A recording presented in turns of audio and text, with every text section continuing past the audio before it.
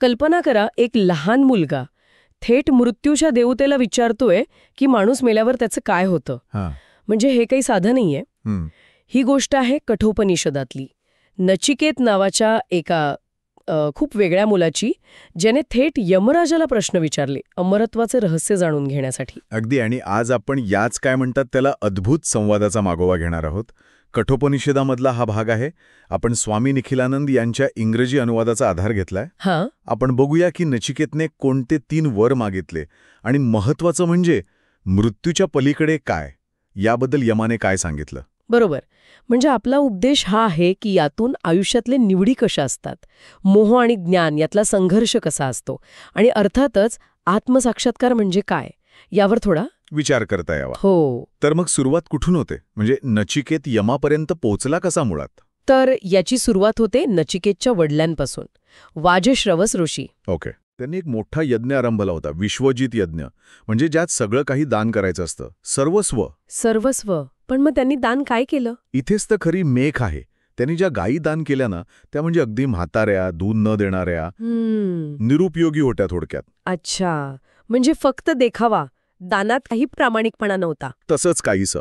आणि हे त्या लहानग्या नचिकेतच्या लक्षात आलं. एवढ्या लहान वयात काय विचार आला त्याच्या मनात? त्याच्या मनात आलं की अरे, असं दान देऊन वडिलांना काय पुण्य मिळणार, म्हणजे हे तर बरोबर नाहीये. हो. म्हणून त्याने अगदी सहजपणे पण थेटपणे विचारायला सुरुवात केली वडिलांना, बाबा, तुम्ही मला कोणाला दान करणार आहात? एकदा विचारलं, मग पुन्हा विचारलं. तिसऱ्यांदा विचारल्यावर मात्र वडील चिडले, संतापलेच ते. आणि त्या रागाच्या भरात काय बोलून गेले? ते म्हणाले, मी तुला मृत्यूला देतो, यमाला दान देतो. अरे बापरे. आता वडिलांची आज्ञा म्हणजे आज्ञा. नचिकेत क्षणभर विचार करतो की वडिलांचा नक्की काय उद्देश असेल असं करण्यात, पण तो पित्याची आज्ञा पाळायला तयार होतो आणि यमलोकाकडे निघतो. आणि तिथे गेल्यावर यमराज भेटतात लगेच? नाही. गंमत म्हणजे यमराज घरी नसतात त्यावेळी. अच्छा. त्यामुळे नचिकेतला तिथे यमराजाच्या दारात 3 रात्री वाट पाहावी लागते, आणि तेही उपाशीपोटी. 3 रात्री उपाशी? हो. यम परत आल्यावर त्यांना सगळं कळतं आणि त्यांना खूप वाईट वाटतं, चिंता वाटते. कारण आपल्या दारात आलेला अतिथी, त्यातही तो ब्राह्मण कुमार, उपाशी राहिला तर यमाचं मोठं नुकसान होतं अशी श्रद्धा आहे. हां, अतिथी देवो भव. अगदी. तर त्या चुकीची भरपाई म्हणून यम नचिकेतला म्हणतात की तू 3 रात्री उपाशी राहिलास तर त्या प्रत्येक रात्रीसाठी 1 असे 3 वर तू माझ्याकडे मागू शकतोस. आणि इथे कथेला खरी सुरुवात होते. 3 वरदान. पहिला वर काय मागितला नचिकेतने? पहिला वर अगदी स्वाभाविक आणि व्यावहारिक होता. तो वडिलांशी संबंधित होता. काय म्हणाला तू? नचिकेत म्हणाला, हे यमराजा, मी जेव्हा परत घरी जाईन तेव्हा माझ्या वडिलांचा माझ्यावरचा राग पूर्णपणे गेलेला असावा. त्यांनी मला ओळखायला हवं आणि पूर्वीसारखंच माझ्यावर प्रेम करायला हवं. किती छान. म्हणजे अजूनही वडिलांची काळजी आहे त्याला. बरोबर. यमाने दिला हा वर? हो, लगेच दिला. यम म्हणाले, तथास्तु. तुझे वडील गौतम तुला पूर्वीप्रमाणेच ओळखतील आणि त्यांच्या मनात राग उरणार नाही. बरं. मग दुसरा वर? आता तो काय मागतो? दुसरा वर थोडा अधिक उंच पातळीवरचा होता. तो स्वर्गाबद्दल होता. स्वर्ग? हो. नचिकेत म्हणाला, स्वर्गात भीती नसते, तुम्ही म्हणजे मृत्यू तिथे नसता, म्हातारपण नाही, भूक तहान नाही, तिथे फक्त आनंद असतो असं मी ऐकलं आहे. तर त्या स्वर्गात घेऊन जाणाऱ्या अग्निविज्ञानाचं म्हणजे त्या विशिष्ट यज्ञाचं ज्ञान मला द्या. म्हणजे आता तो सांसारिक नात्यातून थोडा वर येऊन स्वर्गाच्या सुखाचा विचार करतोय. बरोबर. यमाला त्याची ही ज्ञानाची इच्छा बघून खूप कौतुक वाटलं. त्यांनी त्याला तो खास अग्नियज्ञ कसा करायचा त्याचं सगळं रहस्य समजावून सांगितलं. अच्छा. आणि ते इतके प्रसन्न झाले की त्यांनी त्या यज्ञाला नचिकेत अग्नी असं नावही दिलं. वर एक सुंदर बहुरंगी माळही भेट दिली आणि आशीर्वाद दिला की जो कोणी हा नचिकेत अग्नी 3 वेळा यथासांग करेल तो जन्ममृत्यूच्या पलीकडे जाऊन परम शांती मिळवेल. वा. म्हणजे दुसरा वरही मिळाला. पण आता खरा म्हणजे ज्यासाठी आपण ही कथा मुख्यत्वे ओळखतो तो तिसरा प्रश्न. अगदी. तिसरा वर. नचिकेत आता थेट मूळ मुद्द्यालाच हात घालतो. काय विचारतो तो? तो म्हणतो, माणूस मेल्यानंतर त्याचं अस्तित्व उरतं की नाही याबद्दल जगात खूप मतभेद आहेत. मोठी शंका आहे. काही म्हणतात तो असतो, काही म्हणतात तो नसतो. तर हे जे मृत्यूचं गूढ रहस्य आहे ते मला तुमच्याकडून म्हणजे साक्षात मृत्यूच्या देवाकडून समजून घ्यायचं आहे. हा माझा तिसरा वर. बापरे, थेट अस्तित्वावरच प्रश्न. यमराजांची प्रतिक्रिया काय होती?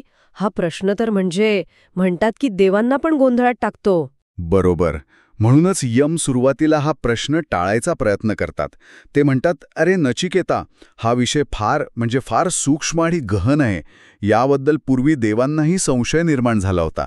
हे समजायला अजिबात सोपं नाहीये. तू हा वर सोडून दे आणि याच्या बदल्यात काही दुसरं माग. म्हणजे यम त्याला टाळतायत. हो, आणि फक्त टाळत नाहीत तर त्याची परीक्षा घेण्यासाठी त्याला प्रचंड प्रलोभनं दाखवतात. अच्छा, काय काय देतात म्हणतात? यम म्हणतात, अरे तू 100 वर्ष जगणारे मुलगे, नातवंड माग, भरपूर गुरढोरं, हत्ती, घोडे, सोनं माग, पृथ्वीचं मोठं राज्य माग, तुला हवं तितकं लांब आयुष्य माग, स्वर्गातल्या सुंदर अप्सरा, त्यांचे रथ, गाणी बजावणी, जगातले जे जे उत्तम भोग आहेत ते सगळं माग, अगदी जे मिळायला अत्यंत दुर्लभ आहेत तेही माग, पण कृपा करून मृत्यूचं हे रहस्य विचारू नकोस. म्हणजे अक्षरशः सगळी ऐहिक आणि स्वर्गीय सुख त्याच्या पायाशी ओतली. पण नचिकेत तो काय करतो? इथेच त्याची खरी ओळख पटते, नाही का? अगदी. नचिकेत जराही डगमगत नाही. तो अत्यंत शांतपणे पण ठामपणे उत्तर देतो. काय म्हणतो? तो म्हणतो, हे यमराजा, तुम्ही जे काही देव करत आहात ते सगळं शोभावहा, म्हणजे उद्या राहील की नाही याची शाश्वती नाही, क्षणभंगूर आहे. उलट हे भोग भोगून इंद्रियांची शक्तीच कमी होते आणि आयुष्य कितीही दीर्घ असलं तरी ते मर्यादितच आहे शेवटी. तेव्हा हे रथ, हे नाचगाणं, हे वैभव, हे सगळं तुम्ही तुमच्याकडेच ठेवा. काय अविश्वसनीय वैराग्य आणि विवेक एवढ्या लहान वयात. हो, आणि तो पुढे म्हणतो, संपत्तीने माणूस कधीच समाधानी होऊ शकत नाही. आणि खरं सांगायचं तर तुमचं दर्शन झाल्यावर मला दीर्घायुष्य आणि संपत्ती मिळणारच आहे, जर मला हवी असती तर. मला फक्त तेच ज्ञान हवं आहे जे मृत्यूच्या पलीकडचं सत्य काय आहे हे सांगेल. त्या ज्ञानापुढे दुसरा कुठलाही वर मला कमी वाटतो. म्हणजे त्याचा निश्चय अगदी पक्का होता. हो, त्याच्या या अढळ निश्चयाने आणि तीव्र बुद्धीने यम आता पूर्णपणे प्रभावित होतात. त्यांना खात्री पटते की हा मुलगा म्हणजे ज्ञानाचा खरा अधिकारी आहे. आणि मग यम त्याला उपदेश करायला सुरुवात करतात. बरोबर. यम आधी नचिकेतचं कौतुक करतात. ते म्हणतात, नचिकेता, माणसासमोर नेहमी 2 गोष्टी येतात, एक श्रेयस आणि दुसरं प्रेयस. श्रेयस आणि प्रेयस म्हणजे काय? श्रेयस म्हणजे जे कल्याणकारी आहे, जे खऱ्या अर्थाने चांगलं आहे, अंतिम हिताचं आहे. आणि प्रेयस म्हणजे जे लगेच आवडतं, जे प्रिय वाटतं, जे तात्काळ सुख देणारं वाटतं. अच्छा, म्हणजे एक चांगलं आणि एक आवडतं. अगदी. यम म्हणतात, शहाणा माणूस विचार करून दोन्हीपैकी श्रेयस निवडतो, पण जो मंदबुद्धीचा असतो तो मोहांना बळी पडतो आणि प्रेयसच्या मागे लागतो. आणि नचिकेतने श्रेयस निवडलं. हो, यम म्हणतात, नचिकेता, तू खरंच भाग्यवान आहेस, कारण इतकी प्रिय आणि मोहक वाटणारी सुख तुझ्या समोर होती, पण तू ती नाकारलीस आणि ज्ञानरूपी श्रेयस मार्गाची निवड केलीस. तू धनाच्या मागे लागला नाहीस, जिथे अनेक लोक फसतात. हा, श्रेयस आणि प्रेयसचा मुद्दा आजही किती महत्वाचा आहे, नाही का? रोजच्या जगण्यात आपण कळत नकळत काय निवडतो? अगदी तात्पुरता फायदा की दूरगामी हित, क्षणिक आनंद की शाश्वत मूल्य. नचिकेतची निवड आपल्याला विचार करायला लावते. तर मग यमाने आत्म्याच्या ज्ञानाबद्दल काय सांगितलं? ते मिळवणं इतकं सोपं नाही असं ते म्हणाले होते. हो, यम स्पष्ट करतात की आत्मा हा अतिशय गूढ आहे. तो केवळ तर्काने किंवा खूप बुद्धी वापरून समजत नाही. नुसतं पुस्तकी पांडित्य असूनही कळत नाही. म्हणजे नुसतं ऐकून वाचून उपयोग नाही. नाही. यम म्हणतात, अनेक लोक तर त्याच्याबद्दल ऐकायलाही मिळत नाही त्यांना, आणि जे ऐकतात त्यातल्या अनेकांना तो नीट समजतच नाही. सामान्य गुरूकडून शिकून तर त्याबद्दलचं संभ्रम जातच नाही. मग कसा समजणार? त्यासाठी कोण हवं? त्यासाठी असा गुरु हवा ज्याने स्वतः ते आत्मतत्व जाणलं आहे, जो आत्मसाक्षात्कारी आहे. कारण तो इतका सूक्ष्म आहे, अणोरणीयान महतो महियान, अणूपेक्षा लहान आणि मोठ्यापेक्षा मोठा. तो फक्त अनुभवानेच कळतो. अच्छा, मग यमने त्या आत्म्याचं वर्णन कसं केलंय? कसा आहे तो आत्मा? आहे. शरीर मारलं गेलं तरी तो मारला जात नाही, हा विचार गीतेतही आहे. अविनाशी आहे तो, आणि तो असतो कुठे नक्की? यम म्हणतात, तो प्रत्येक सजीवाच्या हृदयात एका गुहेप्रमाणे लपलेला आहे. गुहायान निहितम. म्हणजे तो बाहेर कुठे दूर नाही, तर आपल्या आतच आहे. पण त्याला अनुभवायचं कसं? त्यासाठी काय लागतं? तर इंद्रिय आणि मन शांत व्हावं लागतं. सगळ्या इच्छा कामना सोडाव्या लागतात. बुद्धी स्थिर व्हावी लागते. जेव्हा अशी अवस्था साधते तेव्हा त्या परमात्म्याच्या कृपेनं साधकाला त्या आत्मतत्वाचा अनुभव येतो आणि मग तो सर्व दुःखांच्या पलीकडे जातो. हे केवळ पांडित्याने किंवा तर्काने मिळत नाही हे स्पष्ट झालं. अजिबात नाही. यम तर असंही म्हणतात की हा आत्मा ज्याची निवड करतो, म्हणजे ज्याच्यावर तो कृपा करतो, त्यालाच तो स्वतःचं रूप प्रकट करतो. पण कृपा होण्यासाठी पात्रता काय? पात्रता म्हणजे साधकाने वाईट वागणुकीपासून दूर राहायला हवं, इंद्रियांवर ताबा हवा, मन शांत एकाग्र हवं, चित्तवृत्ती स्थिर हवी. ही सगळी तयारी झाल्यावरच ती कृपा होते आणि साक्षात्कार शक्य होतो. ओम बद्दल पण काहीतरी म्हणाले होते यम. हो, यम म्हणतात की वेद ज्या पदाचं वर्णन करतात, ज्यासाठी तप करतात, ब्रह्मचर्य पाळतात, ते पद म्हणजे ओम. हे ओम अक्षरच परब्रह्म आहे. तेच अंतिम सत्य, तेच सर्वश्रेष्ठ आधार आहे. याला जो जाणतो त्याला जे हवं ते मिळतं. ओम हे त्या निर्गुण सत्याचं प्रतीक आहे. यानंतर यमाने ते प्रसिद्ध रथाचं रूपक वापरले नाही का? ते जरा सविस्तर सांगाल? हो, हे खूप महत्वाचं रूपक आहे. यम म्हणतात, शरीराला रथ समज, आत्म्याला त्या रथाचा मालक, रथी समज. आणि बुद्धी म्हणजे सारथी, ड्रायव्हर. बरोबर. मन म्हणजे लगाम. आणि इंद्रिये म्हणजे घोडे. तर ज्या गोष्टींकडे इंद्रिय धावतात ते विषय म्हणजे मार्ग किंवा रस्ते. अगदी. आता बघा, जर बुद्धिरूपी सारथी समजूच असेल, विवेकवान असेल आणि त्याने मनरूपी लगाम घट्ट धरून ठेवला असेल तर इंद्रियरूपी घोडे नियंत्रणात राहतील आणि योग्य मार्गावर चालतील. बरोबर. आणि मग आत्मरूपी मालक आपल्या अंतिम ध्येयापर्यंत म्हणजे मोक्षापर्यंत किंवा विष्णूंच्या परमपदापर्यंत पोहोचेल. पण याच्या उलट झालं तर, म्हणजे बुद्धी अविवेकी आणि मन सैल असेल तर मग इंद्रियरूपी घोडे बेताल होतील. ते चुकीच्या विषयरूपी मार्गांवर सैरावैरा धावतील आणि मग हा आत्मरूपी मालक जन्म मृत्यूच्या चक्रात संसारातच भटकत राहील. म्हणून आत्मनियंत्रण आणि विवेकी बुद्धी किती महत्वाची आहे हे रूपक सांगतं. यमाने श्रेष्ठतेचा एक क्रम पण सांगितलाय, बरोबर? इंद्रियांपेक्षा काय श्रेष्ठ, मनापेक्षा काय श्रेष्ठ असं. हो, तो क्रम समजून घेणं महत्वाचं आहे.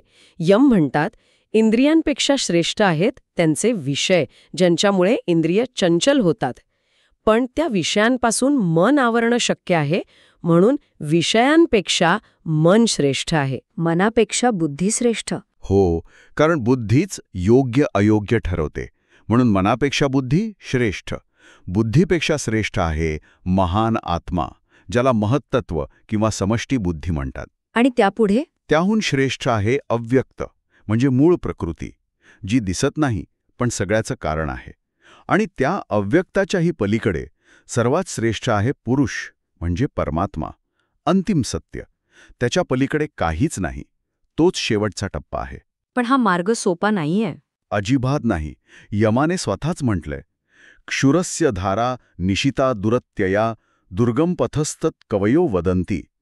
म्हणजे हा मार्ग वस्त्र्याच्या धारदार पात्यावरून चालण्यासारखा अत्यंत कठीण आहे, असं ज्ञानी लोक सांगतात. म्हणून यम काय म्हणतात? म्हणून ते आवाहन करतात, उत्तिष्ठन जाग्रत प्राप्य वरांनिबोधत.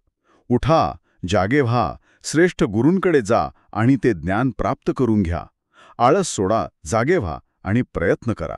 तर हे आत्मज्ञान झाल्यावर, ते स्वरूप कळल्यावर नेमकं काय होतं?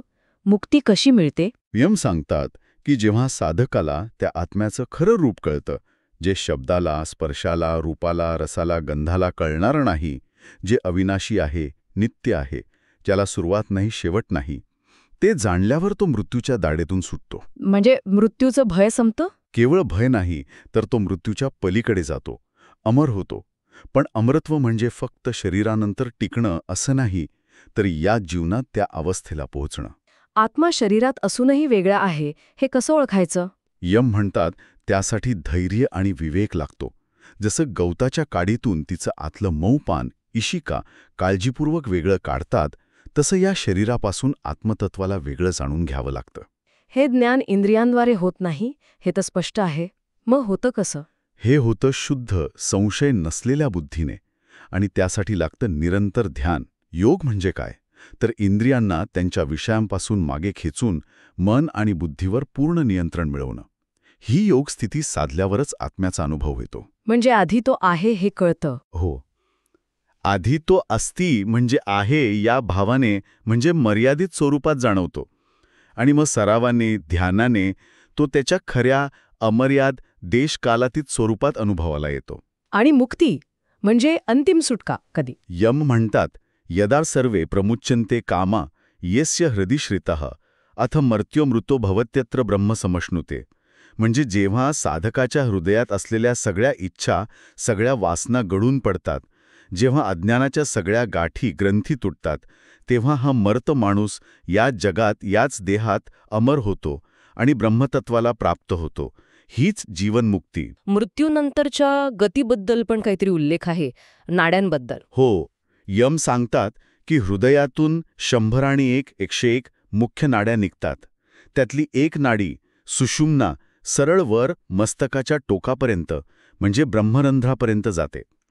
जर मृत्यूसमयी प्राण या सुषुम्ना नाडीतून वर गेले तर त्या जीवाला अमरत्व मिळतं, तो मुक्त होतो. आणि इतर नाड्यांमधून गेले तर? इतर नाड्यांच्या मार्गाने प्राण बाहेर पडले तर कर्मानुसार त्याला पुन्हा जन्म घ्यावा लागतो, वेगवेगळ्या योनींमध्ये. मिळालं हे ज्ञान? हो, यमराजांकडून हे सगळं ब्रह्मज्ञान आणि योगाची पद्धत नीट समजून घेतल्यावर नचिकेत पूर्णपणे शुद्ध झाला, सर्व इच्छा आणि भयापासून मुक्त झाला आणि त्याने ब्रह्मपद प्राप्त केलं. तो जीवनमुक्त झाला. आणि हे ज्ञान फक्त त्याच्यापुरतं मर्यादित नाही, बरोबर? अगदी. यम शेवटी सांगतात की हे ज्ञान फक्त नचिकेतसाठी नाही, जो कोणी दुसरा साधकही याच मार्गाने जाईल, असाच निश्चय आणि प्रयत्न करेल, त्यालाही आत्मसाक्षात्कार होऊन तो ब्रह्मत्वाला प्राप्त होऊ शकेल. तर नचिकेतचा प्रवास मृत्यूच्या प्रश्नापासून सुरू झाला आणि अमरत्वाच्या अनुभवापाशी येऊन थांबला. बरोबर. या सगळ्या चर्चेचा सार काय? तर श्रेयस आणि प्रेयसमधली निवड किती महत्वाची आहे, आत्मा कसा अविनाशी आहे आणि मोक्षाचा मार्ग जरी कठीण असला तरी तो निश्चित आहे. श्रोत्यांसाठी आपण यातनं काय महत्वाचा विचार घेऊ शकतो? मला वाटतं सगळ्यात महत्त्वाचं म्हणजे जीवनात दिसणाऱ्या क्षणिक सुखांच्या मागे न लागता जे शाश्वत आहे, जे खरं ज्ञान आहे, त्याचा शोध घेणं जास्त महत्त्वाचं आहे. आणि त्यासाठी केवळ इच्छा असून चालत नाही. तर